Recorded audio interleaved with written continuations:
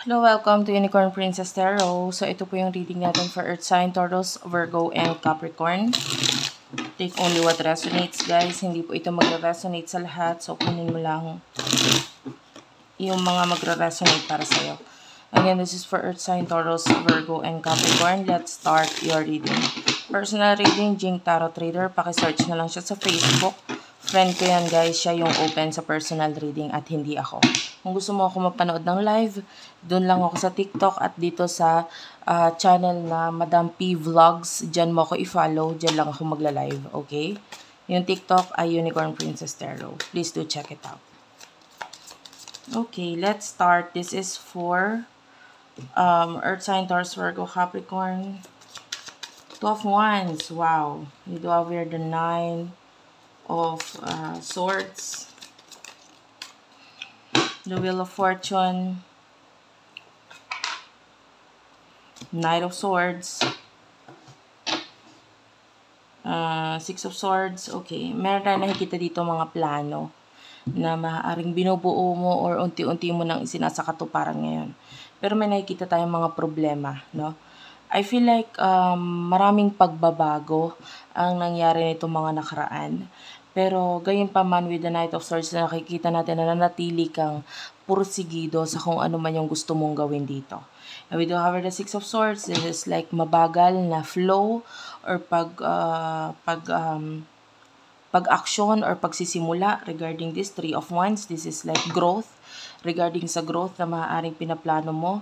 With the Two of Swords, maaaring may mga decision dito na kailangan mong gawin na nagiging mabagal din para sa'yo. Okay? Maaaring hindi mo agad ito maisakatuparan or magawa.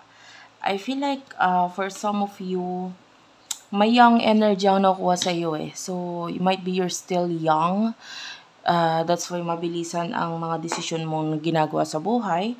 Yung iba naman sa inyo might be you're just a risk taker. May nakakita ko ng ganong energy, risk taker. Anyway, i-clarify natin yung mga cards dito. For Earth sign, please. What's with the Two of Swords? Two of Swords is clarified by the Eight of Cups. What's with the Nine of Swords? Nine of Swords is clarified by the Eight of Swords. What's with the what's with the Wheel of Fortune? The Wheel of Fortune is clarified by the Two of Cups. Knight of Swords is clarified by the Page of Coins. Okay. So, sa nakikita natin dito, maaaring yung iba sa inyo, yung plano mo ay may kinalaman sa iyong future. Okay? For now, nakikita natin na maaaring pursigido ka talaga na maabot kung ano man yung pangarap mo dito. I feel like yung iba sa inyo malakas ang iyong spiritual knowledge at ginagamit mo talaga iyon. Okay? Nakikita natin marami nakasuporta sa iyo sa paligid mo. So, kung naman yung path or itong napili mo na gagawain mo, no, na pinagdidesisyonan mo, pinaplanuhan mo, may mga taong talagang nakasuporta talaga sa'yo. So, napakatatag ng simula mo dito. Okay? With regards sa problema, nakikita natin you are currently stuck. Hindi mo maaksyonan kung ano man itong problema mo na ito. Okay? Or nagbibigay sa'yo ng stress. Hindi mo maaksyonan. For now, nagpipigil ka. For now, parang no choice ka kundi mag-stay sa isang sitwasyon dahil wala kang magawa dito. The Four of Swords is here. I feel like nandito na yung mga kalungkutan kung hindi man ikaw ng mga tao sa paligid mo na involved dito sa problemang ito. Pero you know, for now, wala kang magawa. For what I can see here with the Wheel of Fortune, clarified by the Two of Cups, malaking pagbabago ang nakikita natin with regards to partnership, relationship, kung ano man yan, friendship. This is something na malaki ang pagbabagong nangyayari sa inyo. Kung ikaw ay may asawa, may karelasyon, maybe yung relationship ninyo malaking pagbabago ikumpara mo months before. Okay? For what I can see here with the Page of Coins, may mga offers or mga tao na nakikita tayong may mga ibinibigay sa'yo na parang kailangan mong lagyan ng aksyon, ng mabilisang aksyon yung regarding dito. It's like an offer. And alamin natin. So, alamin natin. Ika-clarify ko ulit yung mga cards na nandito.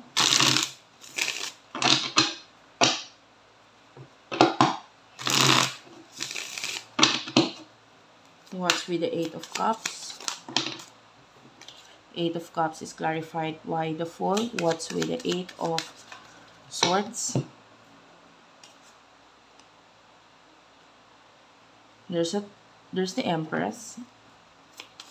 What's with the Two of Cups? Two of Cups is clarified by the Nine of Pentacles. What's with the Page of Coins?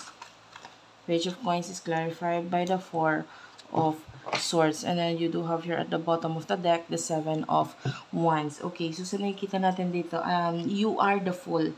You are the Fool. So talagang, kasi hudang anuman ang kahinatnan nitong bagay na ito, this is what you want, this is what you are doing. Here, magte-take ka talaga ng risk. You are born risk taker. Okay? At saka noon pa man, lagi na may nakasuporta sa'yo. Can you see the dog here? It's like this is your guardian. For some of you, this is your spirit guides. Okay? You could be someone na mataas ang sense of humor. I can see someone here na risk taker kasi hindi ka natakot mapahiya. Hindi ka na, kumbaga you are this person na dumaan ka na sa matinding kahihiyan. So, bakit ka pa mahihiya sa ganitong simpleng bagay? And this is you na marami ka pinagdaanan, and I feel like in the past, sanay ka na i-cover kung ano man yung mga pinagagawa mo kasi you feel like it's nakakahiya, it's like i-judge ka nila, but then this time around, you don't care. Bakit? Masaya ako sa ginagawa ko. This is what I want. So, anong pakialam ko kung ito'y nakakahiya para sa inyo? This is what I want. This is you. You don't care anymore. So, you're willing to take the risk. And, ano yung outcome nito? Nitong pagtitake mo ng risk regarding sa bagay na ito? Please tell me. Spirit guides, angel guides. You do have here the Strength card. So, sabi ko nga sa'yo, diba? Mula sa pagiging mahiyain, wala ka ng pakialam. Alam mo yung kung sino man yung mga taong nakasuporta sa'yo, sila rin ay patuloy na nag-grow, patuloy na lumalakas, lumalaban, at patuloy rin silang gumagaling. Kumbaga, kung ano man yung pagsuportang binibigay nila sa'yo, nakikita natin pati sila nakikinabang or makikinabang. This is the near future. This is the near future. From being the Fool, you are the Strength card. This is also a major arcana. Nakikita mo punong-puno ka ng kalasag dito. This is you na ready to fight. This is you na wala ka ng pakialam sa sasabihin ng iba. And this is you na nakikita nating nagtatagumpay. Maybe there are problems na may kinalaman sa pera, but nakikita natin yan with the Knight of Coins dahil of course, meron ka mga pinaglaanan regarding dito sa pagsisimula na to. But I can see you being more balanced with the Nine of Wands. Maybe with regards sa iyong health, mas na ibibigay mo na yung mga pangangailangan ng iyong sarili ngayon. Maybe yung iba sa inyo ay nakita ko ng self-love. So, if you're aiming na ikaw ay makapag-diet, so for some of you, ganun. Mas magpapagtuunan mo ng pansin ito. But clarify the Strength card for the outcome, please. For the outcome, please. Okay, for what I can see here, you do have here the Queen of Coins. This is stability. Maaaring mawalan ka man ng financial or mabawasan man ang iyong finances dahil maghahanapan mo yung sarili mo. Sana napupunta yung aking pera. Pero kung ito ay inilaan mo, nag-take ng risk ka sa something na alam mo may ibubunga sa'yo sa future, nakikita natin na talagang magbubunga ito para sa'yo with the Queen of Coins. Especially with the Six of Wands. This is a victory card.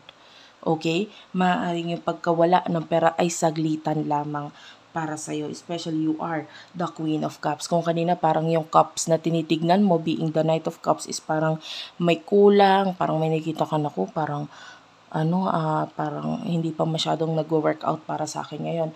Sa ngayon lang. Pero in the near future, this is the outcome. Makikita natin punong-puno kung ano man yung mga bagay na nawala sa'yo or finances na nailabas mo. Nakikita natin na doble, triple ang balik nito sa'yo. Okay, napakaganda nito. And with regards to the Empress, why is the Empress here?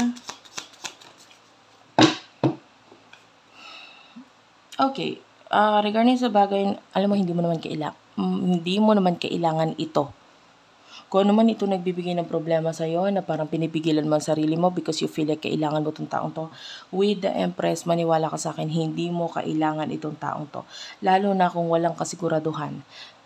I don't know if this is a person, it feels like this is a person, we're talking to a person. Yung iba sitwasyon. Kung ano man ito nagbibigay ng problema sa'yo ngayon na parang hindi mo na sure, you should focus on yourself. You do have the Empress. Mahalin mo sarili mo. You need to focus on this Empress energy for what you have right now. Kung ano yung meron ka ngayon. Because with the 4 of Cups, maraming dadating na opportunity sa'yo.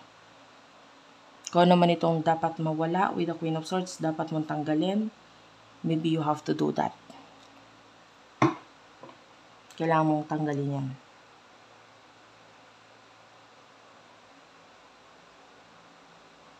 Actually, yung iba sa inyo, sobra-sobra pa ngayon meron ka ngayon.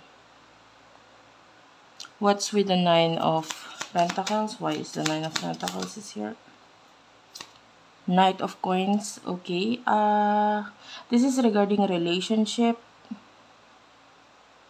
I see a lot of pagkakahiwalay, disconnection, maybe wala masyadong time sa isa't isa, but for what I can see here, nagwo-work out ang relationship, ang connection, kung kayo ay magkarelasyon. Kung may karelasyon, kung may karelasyon. Kung walang karelasyon, a lot of people are eyeing on you, gusto kanilang makarelasyon.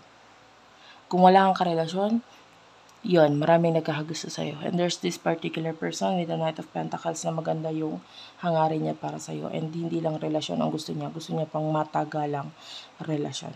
And then, if you are in a relationship, I feel like nagiging yung small talk, yung konting pag-uusap sa inyong dalawa, mas healthy para sa relationship ninyo. Dalawa. Okay, malaking pagbabago. I can see the 7 of Cups. This is like, kasi pag ganon, mas nakakapag-focus ka sa dreams mo, mas nakakapag-focus ka sa pangarap mo. 'Di ba? Dito sa saglitan na pag-uusap, tama lang to para sa'yo. Dahil you are the kind of person na ibibigay mo lahat. You are the kind of person na pag nagmahal ka, lahat ng kaya mong ibigay, effort mo, oras mo, binibigay mo sa kanya. Now, kung itong makakarelasyon mo or ang kakonect mo or ang karelasyon mo na ngayon ay hindi magbibigay masyado ng time dahil maybe meron siyang ibang pinagkakaabalahan, mas mapapag-focusan mo yung mga dapat mong pagkaabalahan dito at nakikita natin mas ma-reach mo ng mas mabilis, mas ma-achieve mo ng mas mabilis ang pangarap mo kung may konting pag-uusap or time lang sa inyo ng taong minamahal mo or mamahalin mo pa lang. Okay? So, I do advise na yung kukunin mong tao na makakarelasyon ay hindi yung free masyado yung time. Like, it's okay kung yung person na kakonek mo ay busy. Dahil sa totoo lang, dapat ka lang rin naman magpaka-busy. Okay? Kung gusto mong maabot yung mga pangarap mo ng mabilis para sa'yo. Okay? That is the advice. So, what is the 4 of Swords doing here? Why is the 4 of Swords here for your outcome? Okay, the 4 of Swords is here because you do have here the Hanged Man. Okay, anong ibig sabihin nito? Especially the Page of Coins and the Knight of Swords is here. Hindi mo kailangan magmadali. I mean, kung wala, you need to wait. You need to wait. Actually, kung hindi ka pa naman talaga ready with the 4 of Swords, you're taking this rest na nakikita natin or maybe marami ka pang responsibilidad. Sa ngayon, hindi mo kailangan magmadali. I can see with the Queen of Cups, ma-achieve or makukuha mo pa rin itong success, itong full or buong cups na ito. Okay, with the Page of Swords. Kasi sabi ko nga, you are a risk taker. unti-unti mo ma-achieve yung mga pangarap mo. You do have the Three of Cups, may mga friends na nandyan, nakasuporta at willing umintindi sa'yo. And nakikita natin na ma-achieve mo yung pangarap mo. Pero sabi ko nga, hindi mo kailangan magmadali. You have to take the risk if you needed to. Okay? And I do feel like for some of you, marami kang pinagkakabalahan, hindi lang isa. Maybe ang kausap ko ngayon ay not only one ang kanyang pinagkakabalan sa buhay. For some of you, pwedeng ikaw ay nag-aaral habang nagtatrabaho. For some of you, maybe you work multiple jobs. Yung iba sa inyo, maybe you're self-employed pero hindi lang isa ang pinagkakabalan mo. Maybe may negosyo ka pa, etc. etc. So, nakikita natin dito, maybe hindi mo kailangan magmadali dito sa bagay nito. Hayaan mo lang kasi itong mga taong nakasuporta sa'yo, maybe this is your friends. Kung ikaw may negosyo, employees, ma-achieve mo or ninyo with a star yung pangarap na ito, pero hindi mo kailangan madaliin.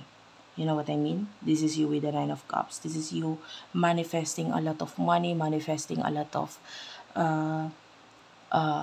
of success in the future at mangyayari lahat ng iyon sa'yo.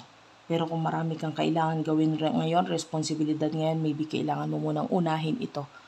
Itong magbibigay ng success sa'yo, magbibigay ng success sa'yo in the future na isa pa ay hindi ka pinagmamadali. Okay?